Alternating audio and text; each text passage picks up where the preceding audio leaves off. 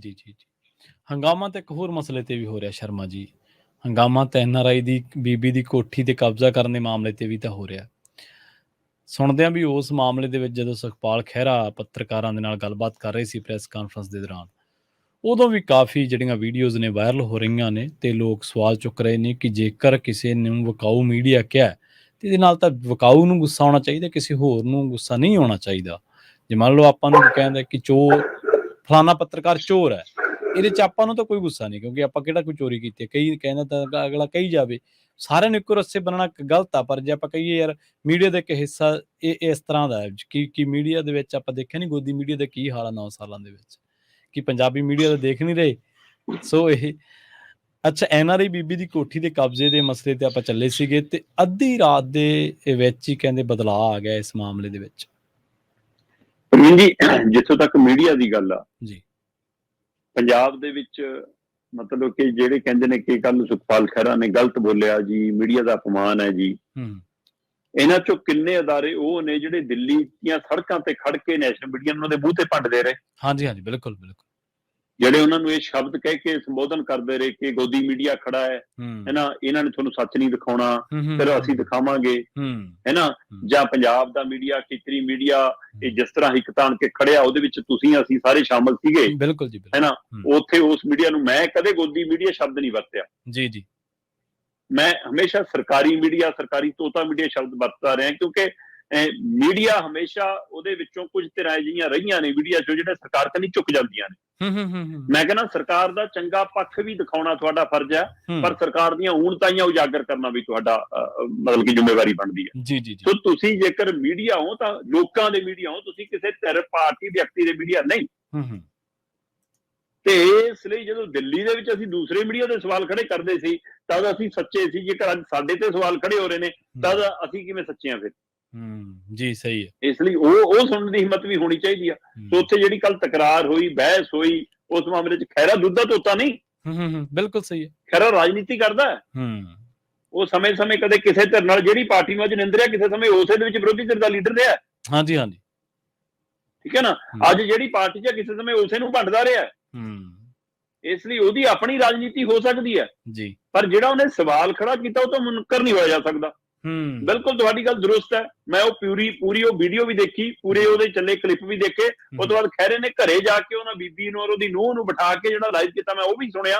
ਜੀ ਜੀ, ਮੀਡੀਆ ਬਾਰੇ ਕੋਈ ਸਵਾਲ ਕਰੇ, ਕੋਈ ਤੇਰੇ ਉਂਗਲ ਕੜੇ ਤਾਂ ਸਾਨੂੰ ਤਕਲੀਫ ਹੁੰਦੀ ਆ, ਪਰ ਕੱਲ ਵਾਲੀਆਂ ਸਾਰੀਆਂ ਵੀਡੀਓ ਸੁਣ ਕੇ ਮੈਨੂੰ ਕੋਈ ਦੁੱਖ ਨਹੀਂ ਲੱਗਿਆ। ਠੀਕ ਹੈ ਜੀ, ਕਿਉਂਕਿ ਇਹਦਾ ਮਤਲਬ ਆਪਾਂ ਉਹਦੇ ਵਿੱਚ ਹੈ ਹੀ ਨਹੀਂ, ਸਾਡੇ ਬਾਰੇ ਕਿਹਾ ਹੀ ਨਹੀਂ, ਤੇ ਸਾਨੂੰ ਕਿਉਂ ਦੁੱਖ ਲੱਗੇ? ਜੇ ਅਸੀਂ ਉਹੋ ਜਿਹੇ ਹੋਈਏ, ਅਸੀਂ ਉਹੋ ਜਿਹਾ ਕੁਛ ਕੀਤਾ ਹੋਵੇ ਤਾਂ ਸਾਨੂੰ ਤਕਲੀਫ ਹੋਵੇ। ਤੇ ਫਿਰ ਚੋਰ ਦੀ ਦਾੜੀ 'ਚ ਤਿਣਕਾ ਹੋਊਗਾ। ਹਾਂਜੀ, ਤਿਣਕੇ ਵਾਲਿਆਂ ਨੂੰ ਮੂੰਹ ਲਕਾਉਣਾ ਪਊਗਾ ਕਿ ਹਾਂ ਮੇਰੀ ਦਾੜੀ 'ਚ ਦਿਖ ਨਾ ਜਾਵੇ। ਹਾਂਜੀ, ਬਿਲਕੁਲ ਸਹੀ। ਇਸ ਲਈ ਇਹ ਇੱਕ ਵੱਖਰਾ ਪਹਿਲੂ ਹੈ। ਪਰ ਜਿਹੜਾ NRI ਬੀਬੀ ਵਾਲਾ ਪਹਿਲੂ ਹੈ, ਉਹਦੇ ਤੇ ਸਰਕਾਰ ਨੇ ਆਪਣਾ ਜਲੂਸ ਕਢਵਾ ਲਿਆ। ਅੱਛਾ, ਮਤਲਬ ਬੀਬੀ ਮਾਣੂਕੇ ਨੇ ਕੋਠੀ ਵੀ ਗਵਾ ਲਈ ਤੇ ਇੱਜ਼ਤ ਵੀ ਗਵਾ ਲਈ। ਦੋਵਾਂ ਚੋਂ ਇੱਕ ਚੀਜ਼ ਤਾਂ ਰੱਖ ਲੈਂਦੀ ਹੁਣ ਜੀ, ਜੇ ਆਈ ਗਏ ਸੀ ਇਸ ਕਦਰ। ਹਾਂ, ਫਿਰ ਜਾਂ ਤਾਂ ਭਾਈ ਇੱਜ਼ਤ ਰੱਖਦੀ, ਪਹਿਲੇ ਦਿਨੇ ਕਹਿੰਦੀ ਕਿ ਹਾਂ ਭਾਈ ਆਹ ਕਰਮ ਸਿੰਘ ਵੀ ਝੂਠ ਬੋਲਦਾ, ਅਸ਼ੋਕ ਕੁਮਾਰ ਆ ਕੌਣ ਆ ਜਿਹੜਾ ਉਹ, ਹੈ ਨਾ, ਜਿਹਨੇ ਕੋਠੀ ਤੇ ਮਤਲਬ ਕਾਗਜ਼ ਜਾਲੀ ਬਣਾਏ ਨੇ, ਇਹ ਵੀ ਝੂਠ ਬੋਲਦੇ ਨੇ। ਮੈਂ ਸਾਰੀ ਜਾਂਚ ਕਰਾ ਲਈ, ਮੈਨੂੰ ਪਤਾ ਲੱਗ ਗਿਆ। ਆਹ ਲੋ ਭਾਈ, ਮੈਂ ਆਪਣੀਆਂ ਬੀਬੀਆਂ ਭੈਣਾਂ, ਆਹ ਨੂੰਹ ਤੇ ਉਹਦੀ ਸੱਸ ਨੂੰ ਆਹ ਸੌਂਪਦੀਆਂ ਚਾਬੀਆਂ। ਫਿਰ ਤਾਂ ਅਸੀਂ ਮੰਨਦੇ ਕਿ ਬੀਬੀ ਮਾਣੂਕੇ ਨੇ ਕਮਾਲ ਕਰਤੀ। ਬੀਬੀ ਮਾਣੂਕੇ ਕਹਿੰਦੀ ਜੀ ਮੈਂ ਚਾਬੀਆਂ ਛੱਡਤੀਆਂ। ਕਿਹਨੂੰ ਛੱਡਤੀਆਂ? ਕਰਮ ਸਿੰਘ ਨੂੰ। ਕਰਮ ਸਿੰਘ ਕੌਣ ਹੈ? ਬੀਬੀ ਦਾ ਖਾਸ ਬੰਦਾ। ਹੁਣ ਕਰਮ ਸਿੰਘ ਕਹਿੰਦਾ ਜੀ ਮੈਨੂੰ ਅਸ਼ੋਕ ਕੁਮਾਰ ਨੇ ਧੋਖਾ ਦਿੱਤਾ, ਉਹਨੇ ਝੂਠੀ ਜੀ ਪਾਵਰ ਅਟਾਰਨੀ ਦੇ ਨਾਲ ਰਜਿਸਟਰੀ ਕਰਾਤੀ ਜੀ, ਆਹ ਕਰਾਤੀ। ਬੈਂਕ ਦਾ ਅਧਿਕਾਰੀ ਰਿਟਾਇਰ ਹੋਇਆ ਵਾ ਬੰਦਾ, ਠੀਕ ਹੈ, ਤੇ ਆਪਣੇ ਆਪ ਨੂੰ ਵਕੀਲ ਦੱਸਦਾ ਕਿ ਮੈਂ ਵਕੀਲ ਹਾਂ। ਓ ਅੱਛਾ। ਤੇ ਬੈਂਕ ਵਾਲਿਆਂ ਨੂੰ ਵੀ ਪਤਾ ਹੁੰਦਾ ਜਦੋਂ ਕਿਸੇ ਕੋਠੀ ਤੇ ਲੋਨ ਕਰਨਾ ਹੋਵੇ, ਕੁਛ ਕਰਨਾ ਹੋਵੇ, ਕਾਗਜ਼ ਕਿੱਥੋਂ ਚੈੱਕ ਕਰਾਉਣੇ ਨੇ। ਤੇ ਫਿਰ ਇਹਨੇ ਆਪਣੇ ਕਾਗਜ਼ ਨਹੀਂ ਚੈੱਕ ਕਰਾਏ ਹੋਣੇ। ਜੇ 13 ਲੱਖ ਕਹਿੰਦਾ ਜੀ 60,000 ਦੀ ਮੈਂ ਕੋਠੀ, ਮੇਰਾ ਨੁਕਸਾਨ ਹੋ ਗਿਆ। ਜੇ ਵਕੀਲ ਹੈ ਤਾਂ ਇਹਨੂੰ ਵੈਸੇ ਹੀ ਅਦਾਲਤਾਂ ਦੇ ਵਿੱਚ ਤਹਿਸੀਲਦਾਰਾਂ ਨਾਲ ਸਾਰਿਆਂ ਨਾਲ ਜਾਣ ਪਛਾਣ ਪਹੁੰਚ ਹੁੰਦੀ ਹੈ, ਉੱਥੋਂ ਕਢਾ ਲੈਂਦਾ ਮਾਲ ਵਿਭਾਗ ਤੋਂ ਰਿਕਾਰਡ। ਜਿਹੜਾ ਹੁਣ ਕਢਾਉਂਦਾ ਹੈ ਕਿ ਮਾਲ ਵਿਭਾਗ 'ਚ ਰਿਕਾਰਡ ਨਹੀਂ ਬੋਲਦਾ, ਰਜਿਸਟਰੀ ਕਰਾਉਣ ਤੋਂ ਪਹਿਲਾਂ ਕਿਉਂ ਨਹੀਂ ਕਢਾਇਆ? ਹਾਂ ਬਿਲਕੁਲ। ਤੇ ਬੀਬੀ ਮਾਣੂਕੇ ਕਹਿੰਦੀ ਅਸੀਂ ਤਾਂ ਕਿਰਾਏ ਤੇ ਲਏ ਸੀ ਜੀ, ਮਹੀਨਾ ਪਹਿਲਾਂ ਹੀ ਆਏ ਸੀ। ਫਿਰ ਉਹਦੇ 'ਚ ਦਫ਼ਤਰ ਕਿਵੇਂ ਬਣ ਗਏ, ਉਹਦੀ ਟੁੱਟ ਭੰਨ ਹੋ ਗਈ, ਤਿਆਰੀ ਕਿਵੇਂ ਹੋ ਗਈ, ਸਾਰਾ ਕੁਛ ਕਿਵੇਂ ਹੋ ਗਿਆ? ਤੇ ਫਿਰ ਤੁਸੀਂ ਛੱਡਣ ਲੱਗੇ ਵੀ ਦੇਰ ਨਹੀਂ ਲਾਈ ਜੀ। ਸੋ ਹੁਣ ਬੀਬੀ ਮਾਣੂਕੇ ਭੁੱਲ ਜਵੇ ਕਿ ਇੱਕ ਸੀਟ ਅਜੇ ਵੀ ਕੈਬਨਿਟ 'ਚ ਖਾਲੀ ਆ, ਔਰ ਆਉਂਦੇ ਸਮੇਂ 'ਚ ਅਜੇ ਵੀ 2-4 ਮੰਤਰੀ ਬਾਹਰ ਆਉਣੇ ਤੇ ਨਵੇਂ ਜਾਣੇ ਆ, ਪਰ ਹੁਣ ਬੀਬੀ ਮਾਣੂਕੇ ਦੀ ਫੱਟੀ ਪੁੱਛੀ ਗਈ ਜੀ। ਇਹ ਮੰਤਰੀ ਤਾਂ ਨਹੀਂ ਕਦੇ ਬਣਦੀ ਹੁਣ ਬੀਬੀ, ਘੱਟੋ ਘੱਟ ਮਾਨ ਦੀ ਕੈਬਨਿਟ ਦੇ ਵਿੱਚ, ਜਿਹੜੀ ਕਿ ਪਹਿਲੀ ਕੈਬਨਿਟ ਤੋਂ ਦਾਅਵੇਦਾਰ ਸੀ। ਜਦੋਂ ਮਾਨ ਖੁਦ ਬਤੌਰ ਮੁੱਖ ਮੰਤਰੀ ਸਹੁੰ ਚੁੱਕਦੇ ਨੇ, ਉਸ ਸਮੇਂ ਤੋਂ ਬੀਬੀ ਦਾਅਵੇਦਾਰ ਸੀ। ਸੋ ਇਸ ਕਾਰੇ ਨੇ ਬੀਬੀ ਨੂੰ ਮੰਤਰੀ ਦੀ ਦੌੜ ਚੋਂ ਵੀ ਬਾਹਰ ਕਰਾਤਾ। ਠੀਕ ਹੈ। ਤੇ ਇਹ ਮਤਲਬ ਕਿ ਕੋਠੀ ਵੀ ਗਈ ਤੇ ਬਦਨਾਮੀ ਵੀ, ਹੈ ਨਾ। ਸੋ ਇਸ ਲਈ ਦੋਏ ਚੀਜ਼ਾਂ ਉਹਦੇ ਪੱਲੇ ਵੀ ਪੈ ਗਈਆਂ। ਤੇ ਹੁਣ ਕਹਿੰਦੇ ਜੀ ਮਤਲਬ ਕਰਮ ਸਿੰਘ ਸੱਚਾ ਬਣਦਾ ਜੀ, ਮੈਂ ਕਰਾਤੀ ਜੀ ਕਹਿੰਦਾ ਦਰਜ ਅਸ਼ੋਕ ਕੁਮਾਰ ਦੇ ਖਿਲਾਫ, ਜੀ ਮੇਰੇ ਨਾਲ ਧੋਖਾ ਹੋਇਆ, ਮੈਂ FIR ਦਰਜ ਕਰਾਈ। FIR ਤਾਂ ਦਰਜ ਤੁਹਾਡੇ ਸਾਰਿਆਂ ਤੇ ਹੋਣੀ ਚਾਹੀਦੀ ਸੀ। ਸੋ ਇਸ ਲਈ ਇਹ ਪਹਿਲੂ ਹੁਣ ਬਦਲਾਅ ਰਾਤ ਦੇ 1:30 ਵਜੇ ਆਇਆ, 1:30 ਵਜੇ ਪਰਚਾ ਦਰਜ ਹੋਇਆ ਰਾਤ ਨੂੰ ਜੀ। ਵਾਹ। ਸੋ ਇਸ ਲਈ ਅੱਧੀ ਰਾਤਾਂ ਨੂੰ ਬਦਲਾਅ ਆਉਂਦੇ ਨੇ। ਮੈਂ ਅੱਧੀ ਰਾਤਾਂ ਨੂੰ ਦੇਖਿਆ ਸੀਗਾ ਕਿ ਹਾਂ ਭਾਰਤੀ ਸੰਸਦ ਦੇ ਵਿੱਚ ਨੋਟਬੰਦੀ ਦੇ ਫੈਸਲੇ ਹੁੰਦੇ ਨੇ, ਅੱਧੀ ਰਾਤਾਂ ਨੂੰ ਰਾਜਪਾਲਾਂ ਨੂੰ ਠਾਲ ਕੇ ਮੁੱਖ ਮੰਤਰੀ ਹਟਾਏ ਲਾਏ ਜਾਂਦੇ ਨੇ। ਆ ਪੰਜਾਬ 'ਚ ਵੀ ਬਦਲਾਅ ਆ ਗਿਆ, ਪੂਰਾ ਦਿੱਲੀ ਵਾਲਾ ਅਸਰ ਹੀ ਲੱਗਦਾ ਮੈਨੂੰ ਤਾਂ ਹਰਕਤ ਦਾ।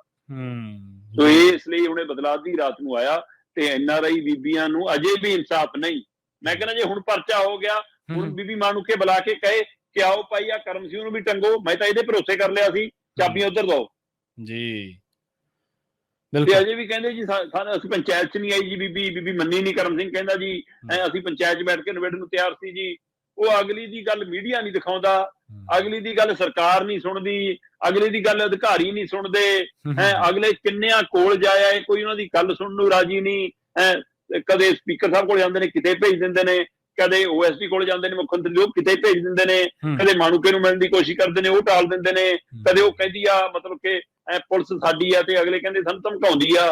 ਸੋ ਇਹ ਸਾਰੇ ਕਾਰੇ ਨੇ ਸਾਫ਼ ਦੱਸਤਾ ਕਿ NRI ਭਰਾਵੋ, ਤੁਸੀਂ ਬਹੁਤ ਉਮੀਦ ਕੀਤੀ ਸੀ, ਜਿਵੇਂ ਪੰਜਾਬ ਨੇ ਉਮੀਦ ਕੀਤੀ ਸੀ, ਉਹੀ ਉਮੀਦ ਤੁਹਾਡੀ ਸੀ ਜੋ ਪੰਜਾਬ ਦੀਆਂ ਉਮੀਦਾਂ ਸੀ। ਇਹ ਪਾਰਟੀ ਦਿੱਲੀ ਤੋਂ ਹੀ ਚੱਲ ਰਹੀ ਆ, ਦਿੱਲੀ ਦੇ ਇਸ਼ਾਰੇ ਤੇ ਹੀ ਚੱਲ ਰਹੀ ਆ। ਕਿਹਨੂੰ ਰੱਖਣਾ, ਕਿਹਨੂੰ ਟੰਗਣਾ, ਕਿਹਨੂੰ ਫਸਾਉਣਾ, ਕਿਹਨੂੰ ਠੱਗਣਾ, ਇਹ ਉਹਦੇ ਦੇ ਹੁਕਮਾਂ ਤੇ ਹੋ ਰਿਹਾ ਤੇ ਉਹਦੇ ਵਿੱਚੋਂ ਇਹ ਕਾਰਾ ਜਨਮਿਆ। ਹਾਂਜੀ ਬਿਲਕੁਲ। NRIਆਂ ਦੇ ਤਾਂ ਜਹਾਜ਼ ਵੀ ਭਰ ਗਏ ਸੀ। ਇੱਥੇ NRI ਸੰਮੇਲਨ ਵੀ ਹੋ ਗਏ, NRI ਵਿੰਗ ਵੀ ਬਣ ਗਏ ਪਾਰਟੀਆਂ ਦੇ ਵਿੱਚ, ਉਹਨਾਂ ਦੀਆਂ ਅਹੁਦੇਦਾਰੀਆਂ ਵੀ ਹੋ ਗਈਆਂ। ਪਰ NRI ਦੀਆਂ ਜਾਇਦਾਦਾਂ ਤਕਾਉਣ ਤੇ ਕਬਜ਼ਾਉਣ ਦੇ ਨਾ ਤਾਂ ਮਾਮਲੇ ਘਟੇ। ਔਰ ਬੜੀ ਦੁੱਖ ਦੀ ਗੱਲ ਹੈ ਕਿ 2012-13 ਤੋਂ ਜਦੋਂ ਅਕਾਲੀ ਦਲ ਰਿਪੀਟ ਹੁੰਦਾ, ਉਸ ਤੋਂ ਬਾਅਦ ਇਹ ਮਸਲੇ ਜ਼ਿਆਦਾ ਉਜਾਗਰ ਹੋਣ ਲੱਗੇ। ਦੁਆਬੇ ਇਲਾਕੇ ਦੇ ਵਿੱਚ ਤਾਂ ਬਹੁਤ ਸਾਰੀਆਂ ਸ਼ਿਕਾਇਤਾਂ ਮਿਲੀਆਂ ਅਕਾਲੀ ਦਲ ਦੀ ਸਰਕਾਰ ਨੂੰ। NRI ਸੰਮੇਲਨ ਵੀ ਹੋਇਆ ਸੀਗਾ ਤੇ ਉਦੋਂ ਬਾਅਦ ਕਾਂਗਰਸ ਦੇ ਰਾਜ ਦੇ ਵੀ 5 ਸਾਲ ਗਏ ਤੇ ਹੁਣ ਇੱਥੇ। ਪਰ ਤੁਸੀਂ ਇੱਕ ਵੇਖੋ ਕਿ ਕਾਮਨ ਇੱਕ ਚੀਜ਼ ਹੈ ਕਿ ਉਦੋਂ ਵੀ ਨੁਮਾਇੰਦਿਆਂ ਤੇ ਦੋਸ਼ ਲੱਗਦੇ ਸੀ, ਭਾਈ ਫਲਾਂ MLA ਫਲਾਂ ਮੰਤਰੀ ਦੇ ਇਸ਼ਾਰੇ ਤੇ ਹੋ ਗਿਆ, ਤੇ ਹੁਣ ਵੀ। ਤਾਂ ਫਿਰ ਨਿਜ਼ਾਮ ਕੀ ਬਦਲਿਆ? NRIs ਨੇ ਕੀ ਖੱਟਿਆ? ਅੱਜ ਵੀ ਉਹ ਤਾਂ ਉਵੇਂ ਕਚਹਿਰੀਆਂ ਦੇ ਵਿੱਚ ਉਹਨਾਂ ਨੂੰ ਧੱਕੇ ਖਾਣੇ ਪੈਂਦੇ ਆ, ਧੂੜ ਛਾਨਣੀ ਪੈਂਦੀ ਹੈ। ਤੇ ਇਹ ਕਿਹੋ ਜਿਹਾ ਬਦਲਾਅ, ਜਿਵੇਂ ਤੁਸੀਂ ਕਿਹਾ ਕਿ ਅੱਧੀ ਰਾਤ ਨੂੰ ਬਦਲਾਅ ਆਇਆ, ਪਰ ਇਹ ਬਹੁਤ ਥੋੜੀ ਗਿਣਤੀ ਜਿਨ੍ਹਾਂ ਨੂੰ ਰਾਸ ਆਇਆ।